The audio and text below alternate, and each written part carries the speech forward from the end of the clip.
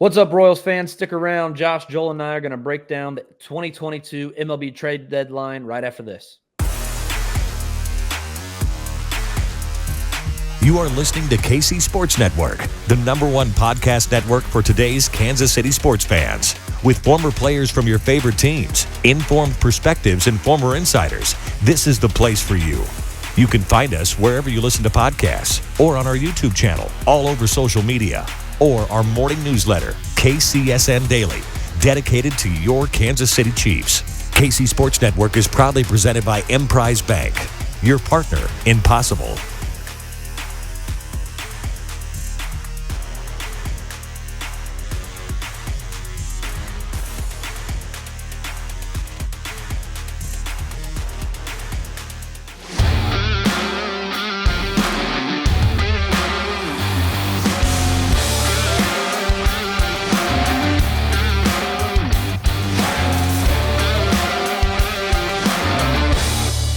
All right, welcome back into another episode of the Royals Farm Report podcast. My name is Alex Duvall. I'm joined tonight. We got the band back together, Joel Penfield and Josh Keiser.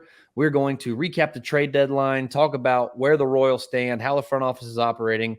We got all kinds of stuff to get into, but really quick, let's hear a word from our sponsor, Kansas City Strength and Conditioning. From the beginning, we knew right away that we wanted to do strength conditioning and a throwing program for the baseball and softball community.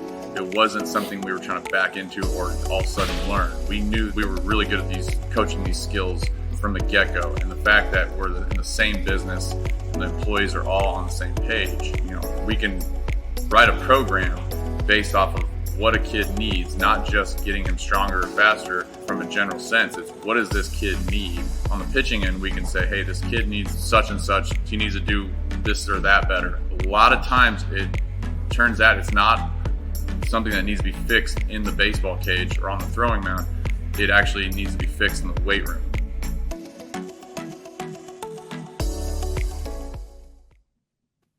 All right, big thanks to KCSC as always out there at home field in Olathe. Joel, I want to get your overall thoughts on the Royals trades that they made before the trade deadline. So we can include Carlos Santana. We can include Emmanuel Rivera, the trade of the 35th overall pick. If you had to give the Royals a grade for how they managed their roster before the trade deadline today, what would you give them as an overall grade? Just some overall thoughts about how they handled things. Like a B-. I feel like they could have done a lot more, but they made the trades that generally they should have made. They traded Carlos Santana, which they wanted to do. They traded Benintendi, which they needed to do. And the grade gets a bump for me by there's a little bit of inherent risk by trading a draft pick, but trading that to get Drew Waters, who is by all accounts at this point really started to shine a little bit. He's still striking out quite a bit, but you're starting to see the tools come together, and he looks like it's the type of guy that can be your everyday center fielder in 2023. You trade Emmanuel Rivera for a struggling pitcher. That's kind of a wash for me. Like, kind of either way, that's fine. I wasn't as high on Emmanuel Rivera. I never thought he'd be a starter long-term. So trading him for a guy that actually profiles as a decent reliever, maybe you can get something there. And then you obviously have the Andrew Benintendi trade and then Whit at the end of, right at the buzzer today on the day of the trade deadline. So they did what they needed to do. They could have done more, but I can't complain.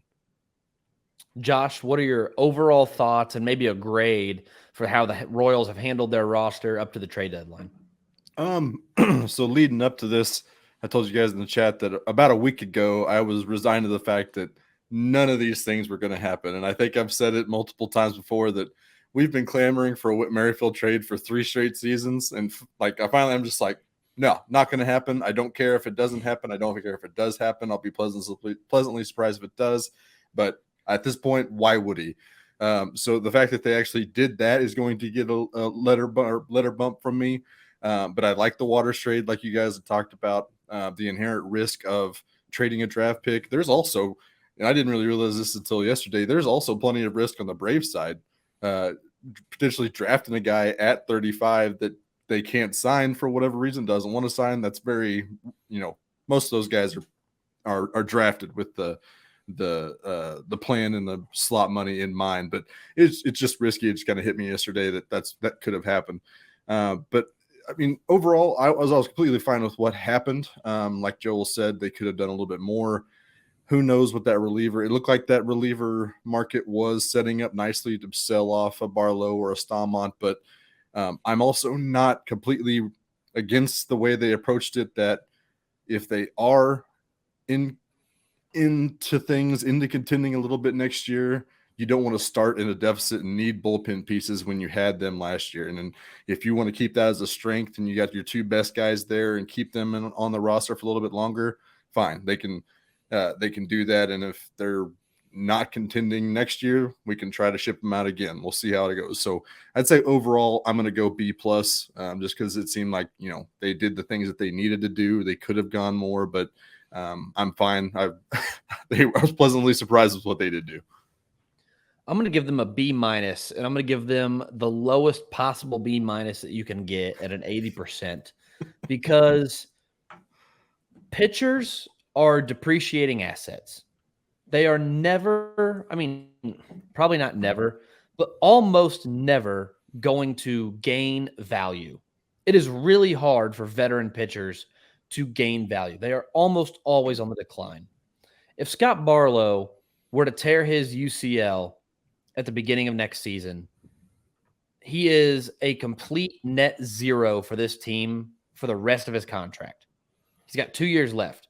You're talking about a year of Tommy John, another few months to recover, and then by 2024, you no longer have a fresh reliever. You have a 31-year-old coming off of Tommy John surgery.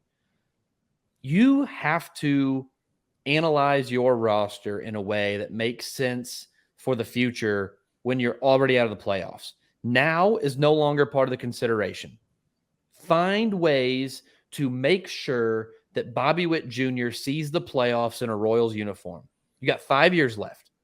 You got 5 years left to make that happen. And as we've seen with Juan Soto, maybe 3 or 4, right? We've seen with Juan Soto literally a few hours ago that you're not guaranteed all 7 of those years. Now, if the Royals are able to get a haul back like the Washington did today, whatever. But you're not guaranteed that. You're not guaranteed that contention window. And what the Royals did today feels very much like they expect to be contending soon, which is what they did in 2019, is what they did in 2020, and it's what they did last offseason. Their entire offseason plan last year was promote Bobby Whit Jr. and hope we're good again. And then all of a sudden, the pitching staff sucked. The offense couldn't get going. And by April, you're out of it already. And so I think, or by May 1st, you're already out of it. So I think when I look at the trades they actually made, I would lean towards like an A-. I think that what they actually did do was really effective.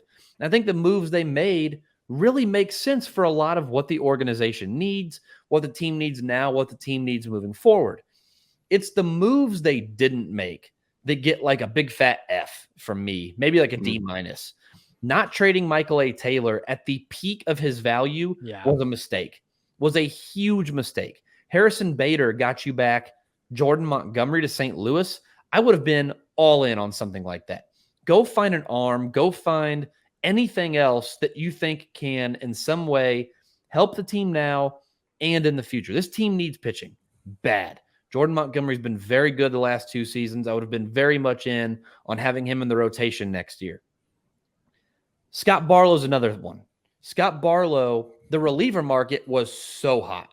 And I mentioned earlier in the trade deadline process that I kind of understood not trading Barlow because you don't want these young guys to work for a victory and then it slip away from a bad reliever. And Scott Barlow proved his place on the team last night in Chicago, that the game they won 2-1.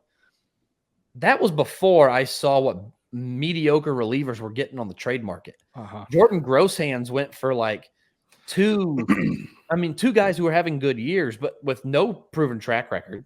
Scott Barlow has like a 3 to 4 year track record of being one of the best relievers in baseball. I guarantee you he could have gotten Grosshands by himself, if not more, apparently. So I'm really curious about why they didn't make the moves that they didn't make. And I'm terrified that a lot of it is we think we're going to compete immediately next year. And time again, we've seen the Royals' worst offseason plan is go into next year and try again because it's not working. You've got to try something drastic. The only time they've ever really done that was the James Shields trade. And then they went on a great 3-year run, 2013, 14, 15. I think they need to do something drastic. They need to shake some things up. And after today, I just kind of don't get the feeling that this offseason will look a whole lot different than this past trade deadline. It feels like they took the phrase, like, if at first you don't succeed, try again, a little bit too literally, when you really should have the Billy Bean approach of adapt or die. I mean, persistence pays off, Joel, right? That's what we say. Well, we saw 30 years of persistence, and it finally led to a playoff. It paid off. 30 years later, hey, patience is a virtue and not one that fans possess, because fan is short for fanatic, and they don't want to wait that long. Yeah. I can't remember what I was going to say. Go ahead. No, I didn't have anything. Basically, it was just like I said, if you're going to try something and after the first 2 tries it doesn't work, like in sports move too quick, man.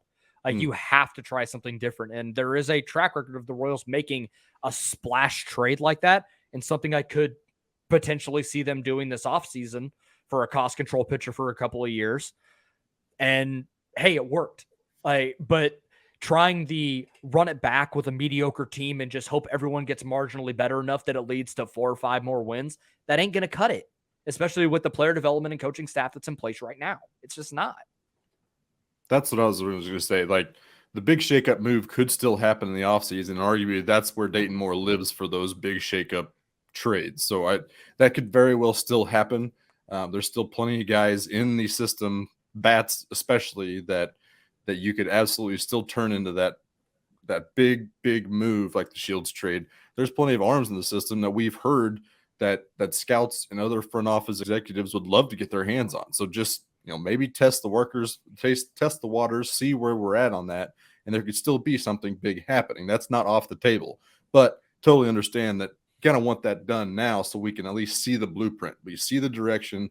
You could point at something being like, okay, this is where the line is drawn in the sand. This is when it's time to go. And we've had multiple rounds of that, multiple acquisitions where I have taken the bait and been like, Carlos Santana signing, Andrew Benintendi trade. It's time to go. Not it apparently. So the Greinke stuff was cool. I never really saw that as the let go trade. If they would have gone for like a Frankie Montas, or we talked about Herman Marquez there at the beginning of the year, those are the type of moves that could still happen. But again, we've lost another season, and this time we're eating into Bobby Whit Jr., we're eating into Vinny Pasquantino, we're eating into MJ Melendez. Yes, they're grinding their teeth, and that's what we want to see, but the clock is ticking now. So now it's time. I can understand the frustration, I can understand the impatience, but I'm still kind of waiting for that big splash move. Could happen this offseason. That's what I would start looking for. I know Frankie Montas just got a pretty good haul for Oakland. But can you imagine if they would have traded like MJ for him preseason? Yeah. And like looking at it from 30,000 feet now, if MJ Melendez was playing in Oakland and Frankie Montas was a part of this last place team, can you imagine the fan reaction? It would be very bad. It depends on what Montas would. Montas would have absolutely put a Band-Aid on the struggles of the pitching at the beginning of the season. So only so much, though. Only so much. Absolutely. Once every 5 days. I mean, you still had to fill those other 4 days. 100%. And we can't quantify a hypothetical situation like that. So you can't say it's not enough. You can't say it's enough. It's just like it would be different. 100%. Nobody knows it'd be good or bad, but I think we would probably feel better with Melendez on the roster. There's probably plenty of very impatient Royals fans that would feel better with Montas on the roster. So it's a very thin line to walk.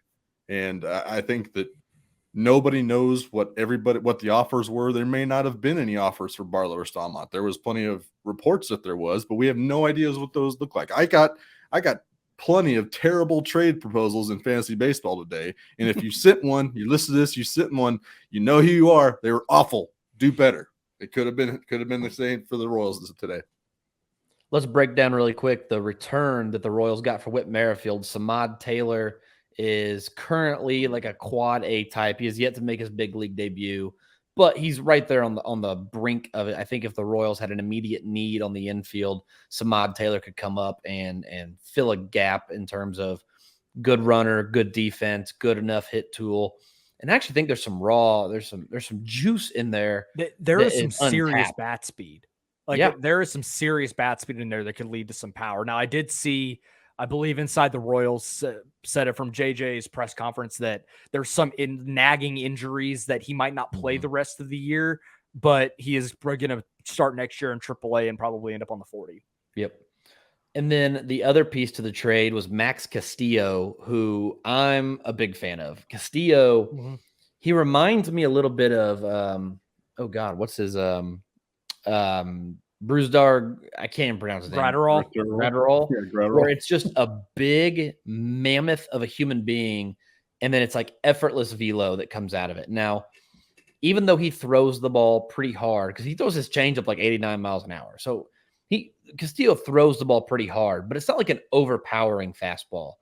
It's not quite Jackson Kowar where it's 98 and very hittable.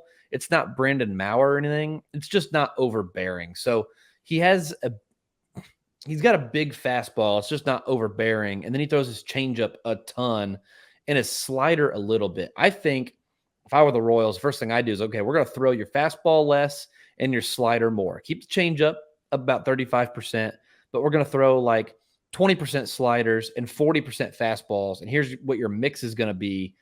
And then I would keep him in the rotation. Josh, did you like the return they got for Whit Merrifield? Let's talk about Michael Massey and what Whit means to the Royals here in a minute. Just the return they got for Whit. Did you feel like they got enough, or did you feel like in some ways this was a panic move? I was going to say, it seemed like a little bit of a panic move. I am on the record saying is I cannot stand the value of like middle infielders who can't hit for any power. This dude apparently can barely hit, period. Very fast, but a good fielder. He's a left fielder too, right? Second base and left field. I think he can play a little bit of the outfield, but I think that's what I saw. Predominantly, yeah, middle infield. He's got some time out there. So you know my feelings on that. I don't like that piece whatsoever.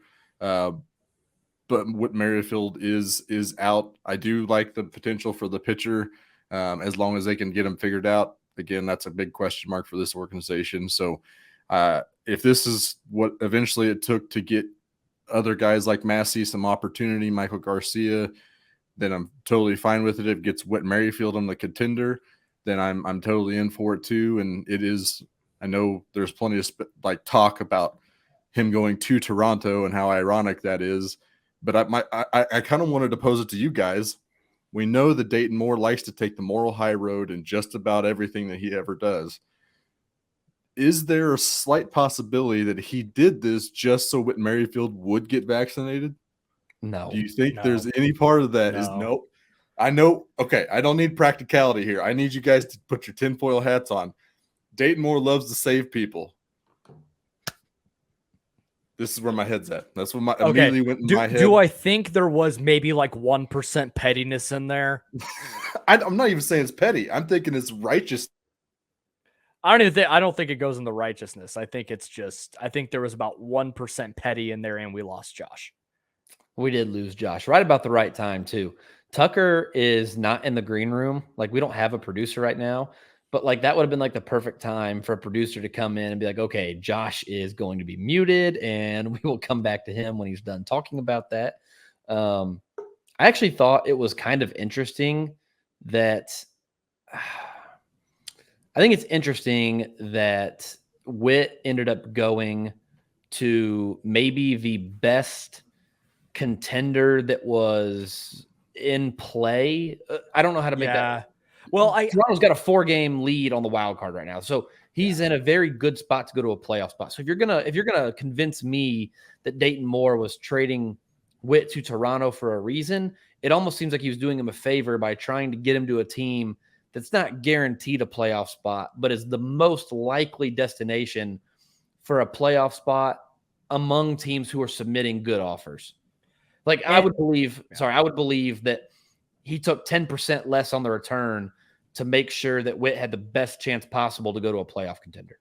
And he gets multiple too, because he's locked in through next year and then the player option in 24, right? So he's got 2 playoff races in him as a fairly good player. I don't know if he'll be an everyday guy in Toronto next year, but he has the opportunity to go and play for 2 playoff chases at the back end of his career. So, good for him. Yeah, he got his shot and he took it. So really quick, it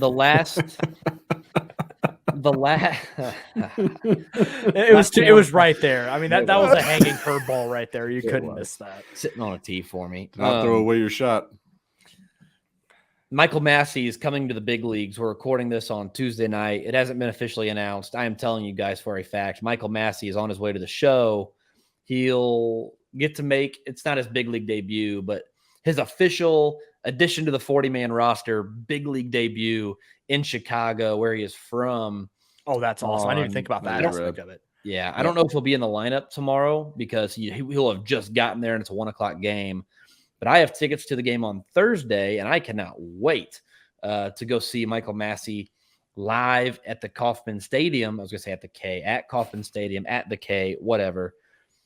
This, to me, the moving of Whit Merrifield signals in part that the Royals are ready to move on, that they're bought in on Michael Massey. Josh, I don't know. I think I sent it in the group chat, so both of you guys would have seen it.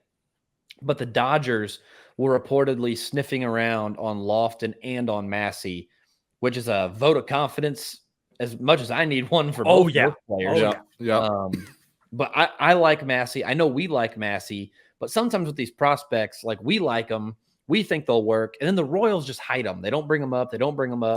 The Royals last year left Massey and high A all year, and I was kind of thinking, ooh, maybe there's something I'm missing. They brought him up quickly from AA to AAA. Now he's going to be on the big league roster all in 1 year. I think we're getting a vote of confidence from the Royals, and I'm really excited to see Massey take over at second baseman and be the second baseman of the future.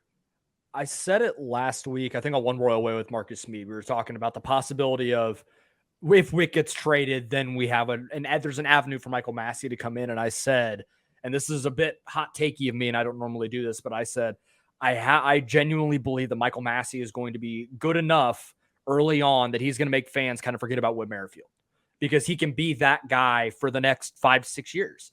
And he's going to pick it. Like Whit was a fringe Gold Glove second baseman. Michael Massey is a Gold Glove second baseman, and he's going to hit for more power. There's maybe not as much hit for average, but you're going to see a solid approach and a guy that I think is just a better all-around player than Whit Merrifield at this point. I'm excited for what he's going to do, and I think he has a very good opportunity to absolutely lock down second base for the future of this organization. I think you're also going to miss the stolen bases with Massey. Yeah.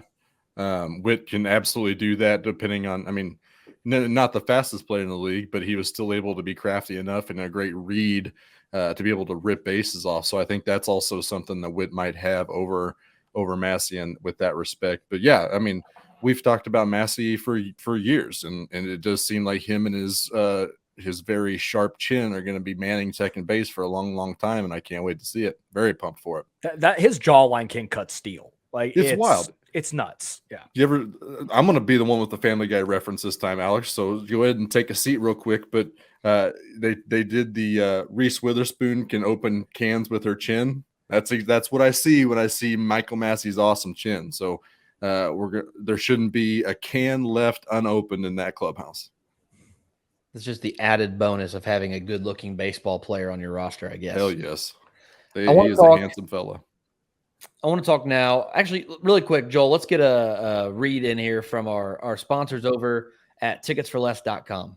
So, hey, if you're looking to go and catch a battle of last place teams between the Royals and the Red Sox at the K this summer, be sure to check out our friends at Tickets for Less. Ticketsforless.com has the best selection of tickets to all of your favorite sporting events, concerts, and shows, including the Royals. Tickets for Less never charges per ticket fees, saving you big time over the other sites out there. You can even save more when you use our exclusive partner code at checkout. Simply enter code KCSN22 when you are ordering your seats at ticketsforless.com. That code again, KCSN22.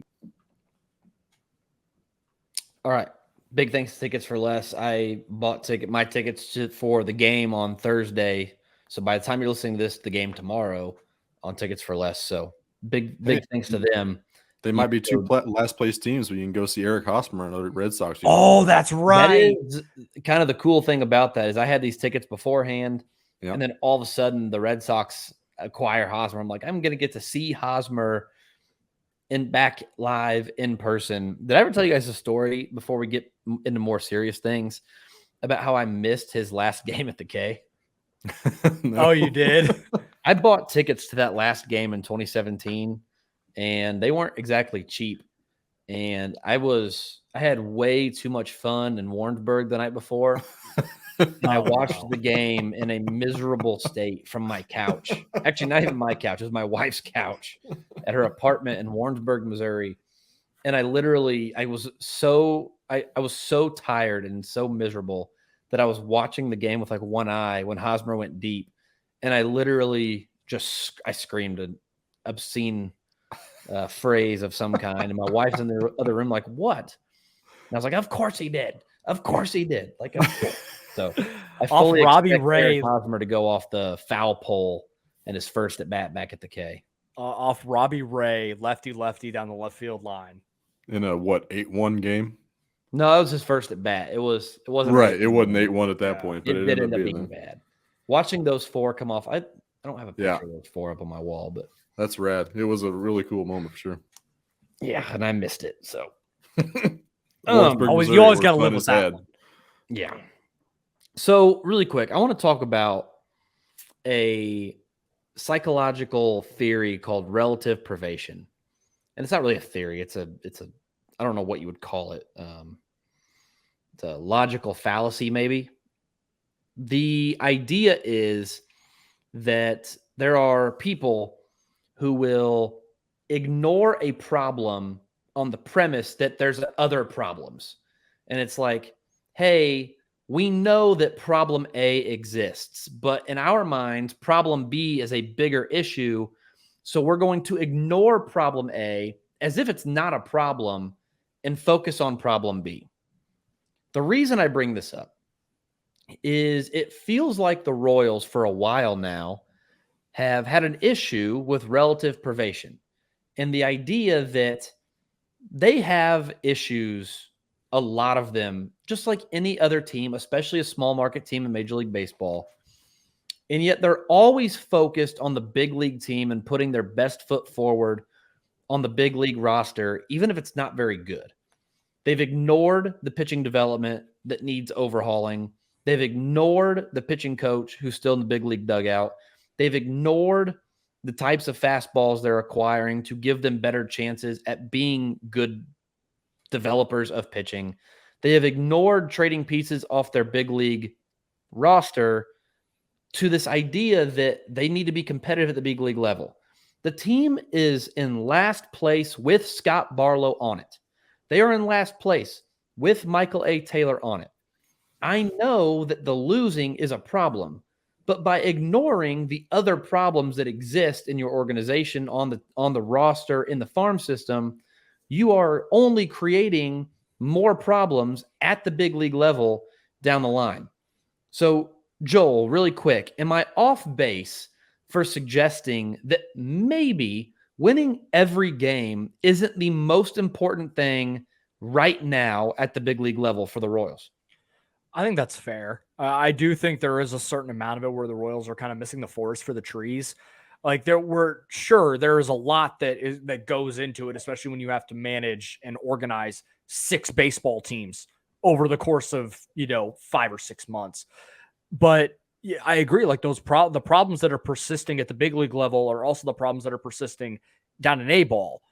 And it's just, it's a constant cycle and nothing. It's not like we have like some sort of like reprieve from it. Like if it was an issue down in A-ball, but at the major league level, like guys were figuring it out and the pitching coach was able to help guys get around a bad fastball shape or get around a bad sequence or help them with literally any way of being a good pitcher at the big league level, then I don't think we'd worry about it. But it seems like it's just holistic across the board. There are significant problems in the development of pitchers, the development of just players in general, and it's leading to this continued product. And if you were seeing these problems, then you would understand that this is what's causing you to not be good. And it feels like they are missing that, trying to get to this goal through like a very, very narrow lens. I don't know if I made any sense there, but yeah, it's a very complex issue, and it's probably not good. This is probably better for a very round table discussion type of thing in person than it is for a podcast setting. But Josh, as it relates to the trade deadline, I feel like what we're going to hear if Dayton Moore talks to the media is we feel like it's important to win at the big league level. And, Michael A. Taylor and Scott Barlow help us do that. Even though the problem of losing at the big league level, in my opinion, is not solved by Scott Barlow and Michael A. Taylor. We've seen that. They're not helping the team necessarily be competitive right now. That by moving them, by being more transactional, by being loyalty is a big word they use, but by being more loyal to the young guys who are going to be around longer, you could actually fix the problem of winning at the big league level. I feel like they're looking at this wrong, and with all of the other issues that exist, keeping Scott Barlow through the trade deadline is not a solution that's going to help them long term. Am I off base there by thinking that by subtracting now that they would be substantially adding for later?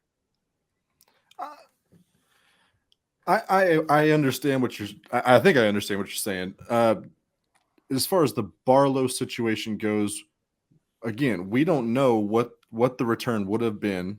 And on those return, we don't know what they would have been production wise. So it's hard to be able to argue a hypothetical and say that it was 100% going to work out. Like you said, say we got two great pitchers out of that and both their arms fell off.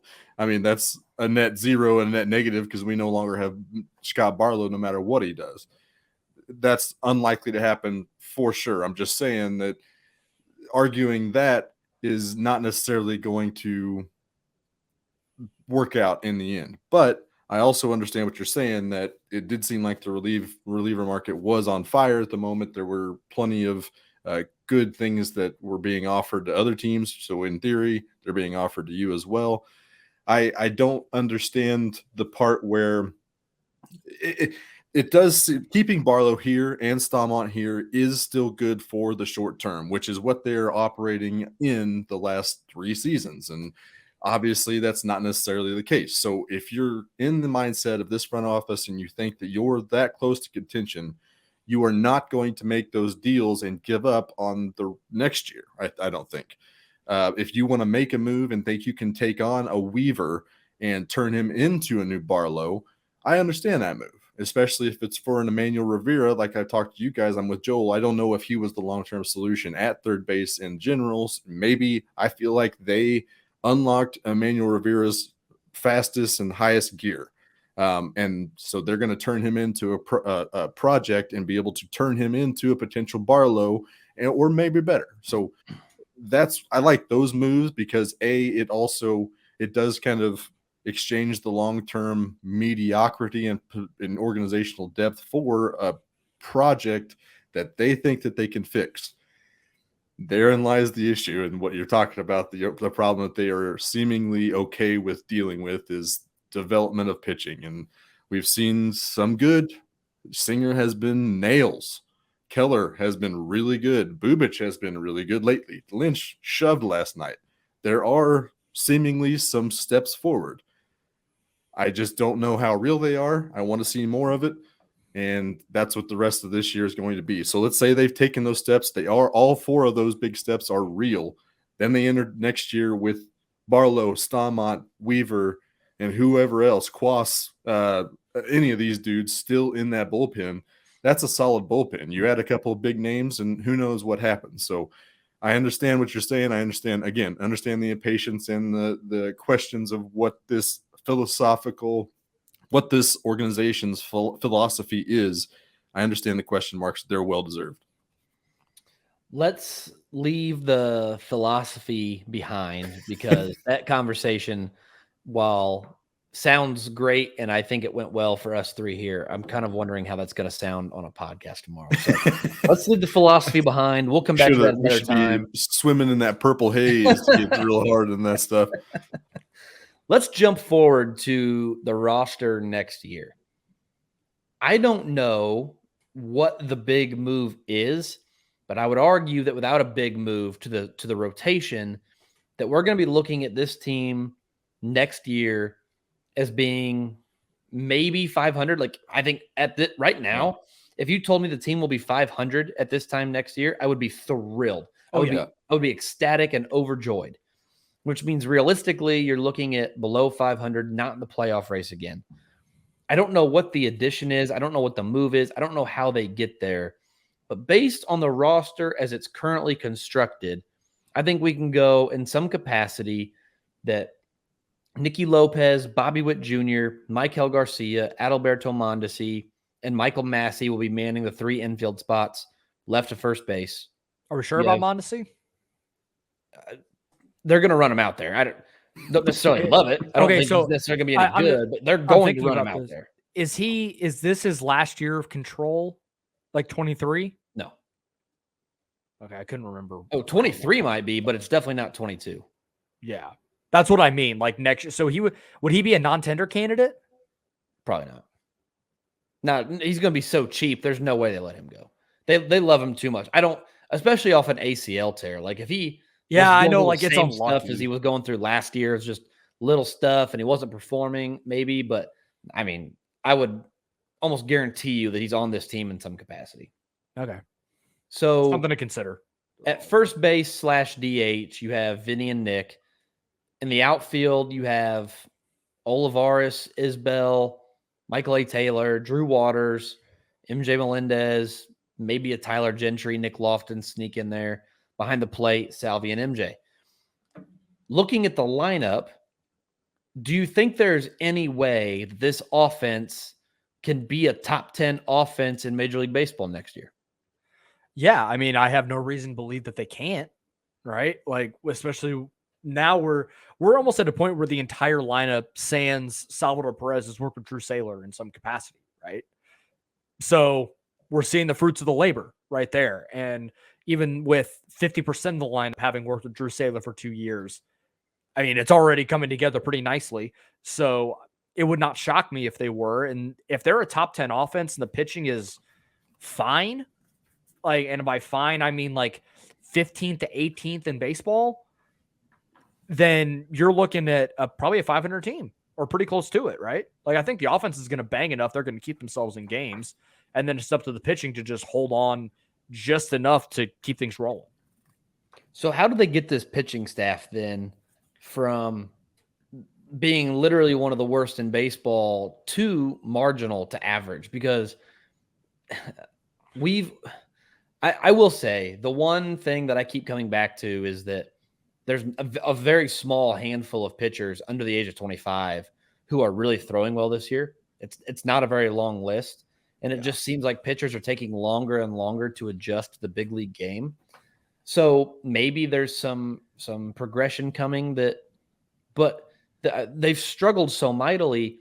When I look at the roster, I think the reason I was so hopeful that Scott Barlow or MAT would be traded, they need more pitching. And I don't know where they're going to get it all. Maybe they uncork some money. Maybe they throw some money. I was going to say at a Joe Musgrove. Joe Musgrove just got the bag in San Diego, so it ain't coming from Joe Musgrove. Who are some of the big, like, where do free agent pitchers look like next year? I'm looking at it now. I was going to say I haven't spent a ton of time on it because I just really wanted to go after Joe Musgrove, but he got paid. Yeah, he got $100 million, didn't he? Yeah, he got 5 for 100. F it, throw the bag at Jacob deGrom. I don't care. Okay. Yeah, I think DeGrom's got a player option for $30.5 million. He said he's opting out. He said he's opting out hitting free agency. So yeah, throw the bag at DeGrom. I don't care. Syndergaard, Charlie Morton, Eovaldi. Eovaldi. I'd actually like Eovaldi a lot. Manaea. That'd be a fun reunion. I'd be okay with it. Chris Bassett's been good for New York. Bassett is meant to pitch in Kansas City. Yeah, I'm for it. So Mike Clevenger, maybe Zach there's a Eflin. market out there that I wasn't anticipating could help them. I just look at I look at 2023, and unless they do something drastic, I'm afraid we're going to be right back here doing the same thing next year. Throw the Talking money, about literally the exact same situation we're in right now. throw the bag at Aaron Judge. Here's all the money, Aaron Judge. Plan? You fix the pitching by signing Aaron Judge. I mean, the best defense is a good offense, right? Mm-hmm. No, I could see some scenario of like where they do throw the bag at a pitcher of some kind and use some of these bats to go and get a cost control pitcher too. Yeah. Like I know Pablo Lopez was out there a little bit today. Maybe that could be a guy you look at. I don't know who else. I don't know who else you really want to look at. He did get traded, right? No, the Yankees made a late run at him, but he did not get moved. Mm-hmm. One thing that I think is interesting, just by the way, before the Royals got Castillo for Merrifield, I mentioned earlier the Dodgers were sniffing around Lofton and Massey. The person I was talking to about that, I think the implication is the Royals were also in on Mitchell White, who ended up going to Toronto for a handful of minor leaguers. So I do think the Royals are looking for that middle tier trade market for starters, like a Max Castillo to supplement who they've got. I really think there's a chance they take a swing, but I think you could have gotten it cheaper. Like if you trade a Barlow or an MAT, especially MAT, in my opinion, should not be on this team anymore. But if you trade an MAT and get one of those mid-tier arms now, and it works out, you have 2 months to see it. If 2 months from now you're going, man, Castillo and Joe Schmo might be solutions in the rotation long term, then you can throw the bag at one big name instead of now. When we look at this in November, the better strategy might be to divvy that up between two lesser arms. So I don't know. I think the trade deadline this year really offered them an opportunity to set themselves up for a successful offseason. I just felt like they really didn't take advantage of what seemed to be a seller's market. Do you guys have any other thoughts on the trade deadline? I know we've gotten them all out. It seems like the Royals didn't do a lot, so there's not a whole lot to talk about. I'd like to mention Luke Weaver really quick. I think Luke Weaver could be a gem in the bullpen. I really liked him in St. Louis. I thought he'd be a good starter long-term. He was a big piece of the Paul Goldschmidt trade that sent Goldie to St. Louis and Luke Weaver went to Arizona. I think Luke Weaver could be an excellent reliever. And if you're not competitive next year, you flip him at the deadline. Exactly. Theoretically, right? Mm-hmm. I mean, the Royals trading relievers is apparently not a thing. They will trade relievers as long as it's like the last deal of their contract and they don't have any other control. They will do that. Like the Diekman trades, all those, they will do that. That's a good point. I do think Weaver could get them at least, like at worst case, somebody else is Emmanuel Rivera next year when you've had more time to evaluate players and so on and so forth. But any final thoughts on the trade deadline as we sit here at 9:55 p.m. on Tuesday night? The Juan Soto trade killed my productivity at work for about 2.5 hours today. That was a thing of beauty, man. Oh man, I was so into it. I like very sneaky closet love the Padres. Like that's like one of those NL teams that I really enjoy watching. So to the thought of a Tatis, Soto, Machado, like middle of an order gets me. Whew, oh boy. Yeah. I will be at one or two of those Padres games in Kansas City. I will be too. And by the way, if you're listening to this, if you review the podcast on Apple Podcasts, Spotify, wherever you get your podcast, review it. Go to our Twitter. I pinned the tweet to the top of the Twitter account at Royals Farm on Twitter. Screenshot your review, reply to that tweet, and you could enter to win a pair of tickets and a parking pass for the Friday night game when San Diego is in town to see Juan Soto. Hopefully Tatis Jr. is back in the lineup by then. But we have 2 more tickets to give away for a review. We've already given away Diamond Club tickets for the Boston game Thursday. I've already given away 2 tickets to see the Dodgers when they're in town. And And we've got 2 more tickets to give away in August to see San Diego when they're in town, to go see By Juan then, Soto. Tatis will be back. Yeah. Fingers crossed. So if you'd like to enter to win, screenshot your review, reply to the tweet, and you'll be entered to win those tickets. We're going to give those out here in the next week or so. All right, gents, if we don't have any more thoughts on the trade deadline. One more. Okay. I've got more. I've got 3 more. Okay. Pinch toes syndrome here. One quick one. I am AJ Preller in my Dynasty Football League. Like 1-for-1 trade. No, I'm not getting out of bed for 1-for-1. 5 for 3. Now we're talking, baby. Give me 5. Give me the 5 of them. I'll take them all. I love that. You're talking about the Weaver trade. That all of a sudden, like the Barlow, Staumont, Taylor Clark, Dylan Coleman, serviceable. If Luke Weaver works out, maybe add in Asa Lacy at that point. Maybe you're then talking about Carlos Hernandez kind of taking that bullpen role. Jackson Kowar becomes your Michael Kopech next year. I could 100% see that this bullpen taking shape and being a really big weapon next year if all that kind of works out. But that's remains to be seen. We'll see about that. The last thing I have is kind of a little bit more serious part is we've talked about it, and it's been floating around on social media, this concept of the front office really, really liking and stressing the guys that have Christianity and their faith in their social media bios. And I'm not here to step on anybody's Christianity or faith or spirituality.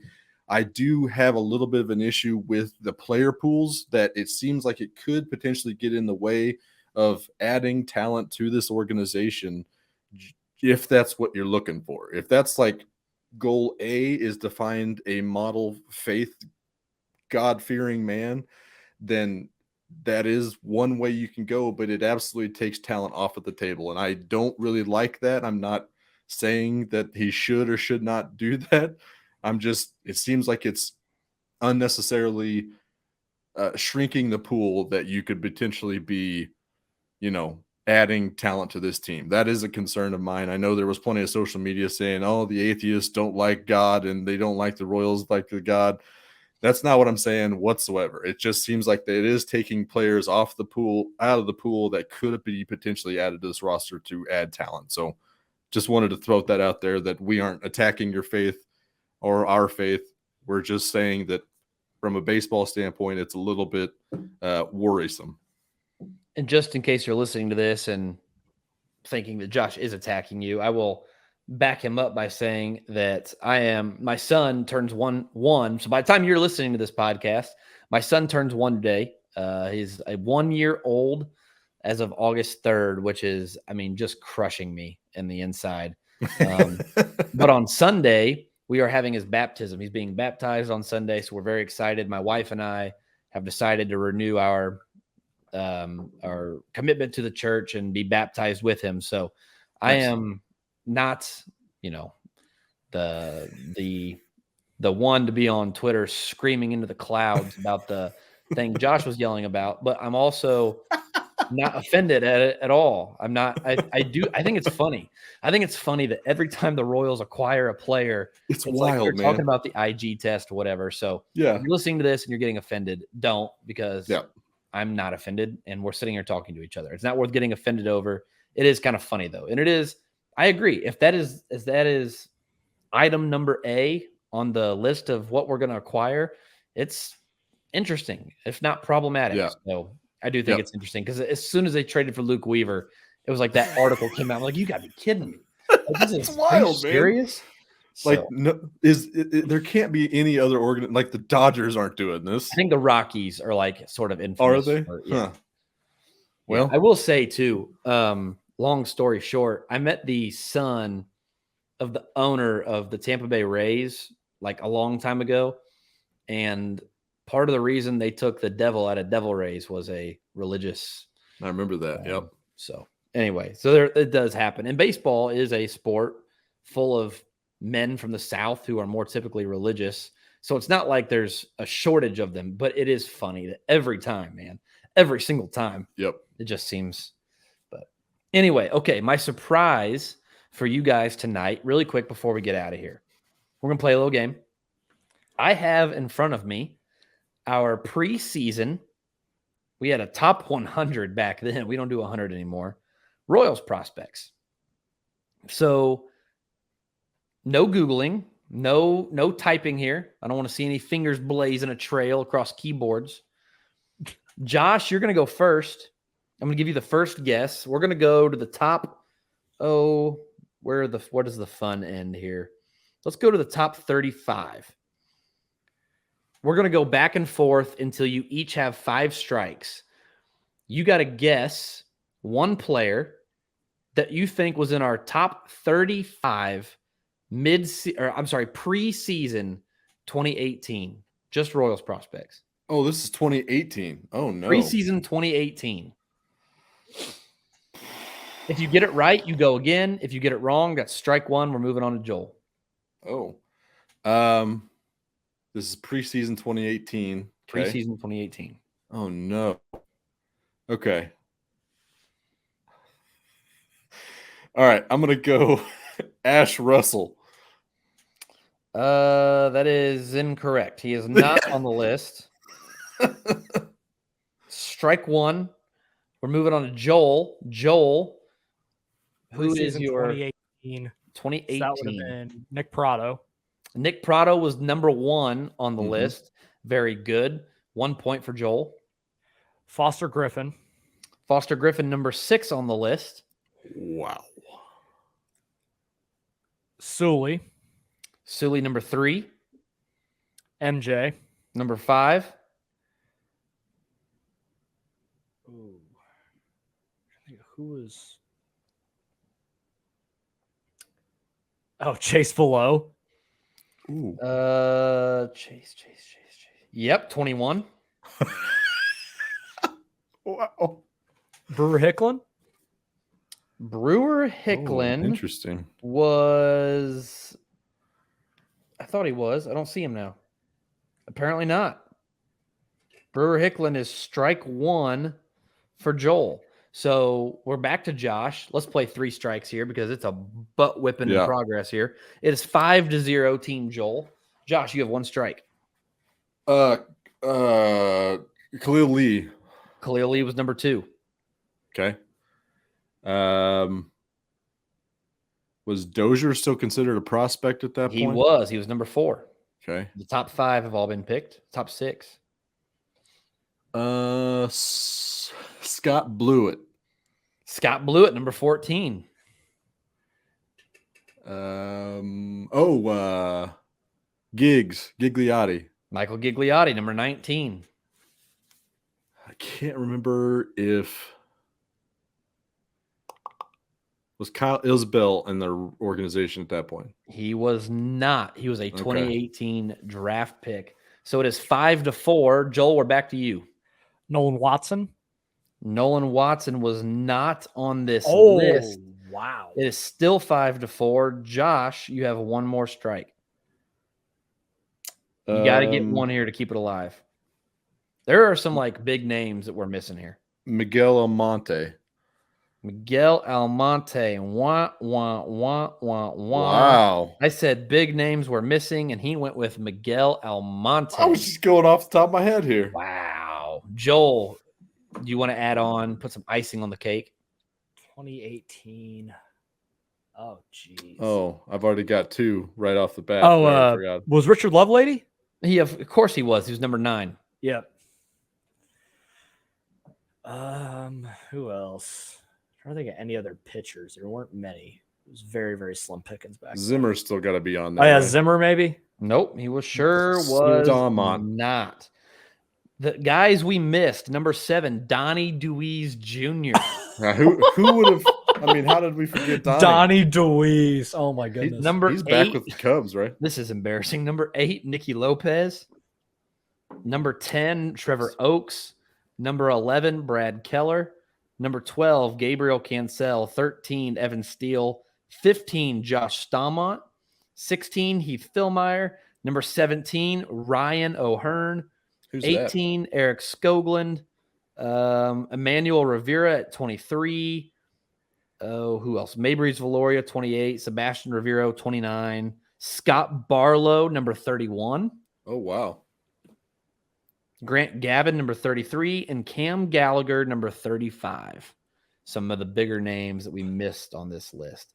It's funny. I'm looking back at this now. And by the way, we had been in business for like 6 months when we released this. We had at number 30, Sal Biasi was a right-handed pitcher out of Penn State who got cut like not too long after being added to the organization. Number 31, Scott Barlow. Keep in mind, Scott Barlow had just been cut by the Dodgers, so it wasn't just us that screwed that up. The Dodgers also mightily screwed that one up. Can you imagine if he was still with the Dodgers? Oh, God. They'd have one hellacious bullpen right now. Like they don't already? Yeah, well, one extra hellacious arm in that bullpen. Right. Joel, any final thoughts tonight? Nope. Trade deadline's always kind of fun to watch, and it was crazy that we got to watch the biggest trade in MLB history happen today. It's kind of cool. Yeah. And biggest trade at the time. In hindsight, there's one that will never be topped, but nobody? Nothing coming to mind? Babe Ruth for $10,000? Wow. Yep. Well, when you think when you consider that Juan Soto is 23 with 3 years of control and he's Ted freaking Williams, I think the implication of that is certainly makes it. Is he the closest thing we'll ever see to Barry Bonds? Oh. I mean, Yordan Alvarez is pretty damn close. Jordan Alvarez might be more that. I think Juan Soto's legit, like Ted Williams reincarnate. I saw I can't remember who it was, comped him to Ted Williams and Roger Maris put together. That's a pretty healthy comp. Josh, any final thoughts tonight? It was an awesome family day for me. My little girl is a kindergarten graduate, or I guess a preschool graduate heading to kindergarten, and I saw her first dance recital. So it was a big family day, feeling a little emotional. So everybody just go hug your family. Love them, love on them, and give them some big hugs and let them know how you feel. That's all I got. You've got a daughter heading to kindergarten. I've got a son turning 1. Joel's got a son turning 2 here coming up quick. Same, got a son turning 2. It has been a wild,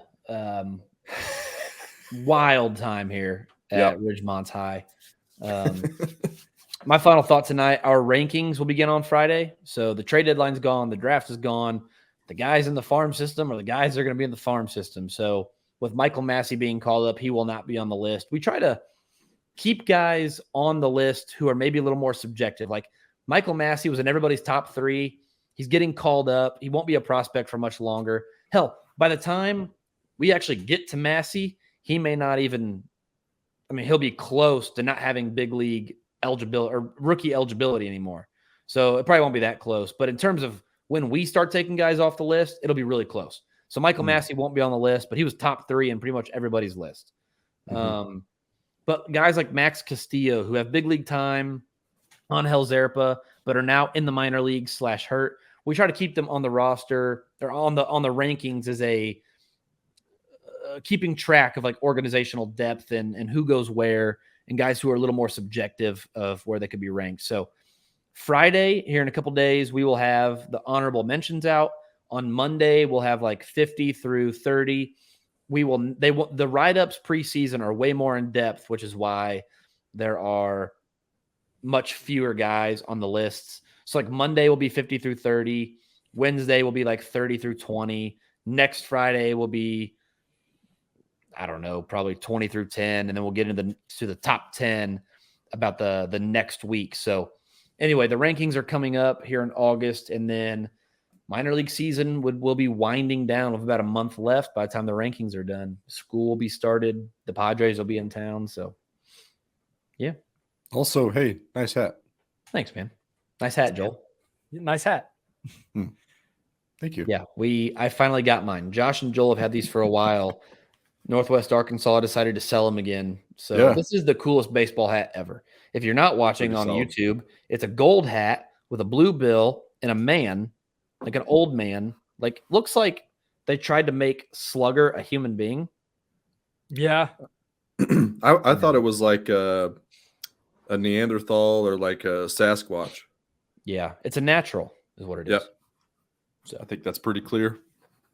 Anyway, gentlemen, good night.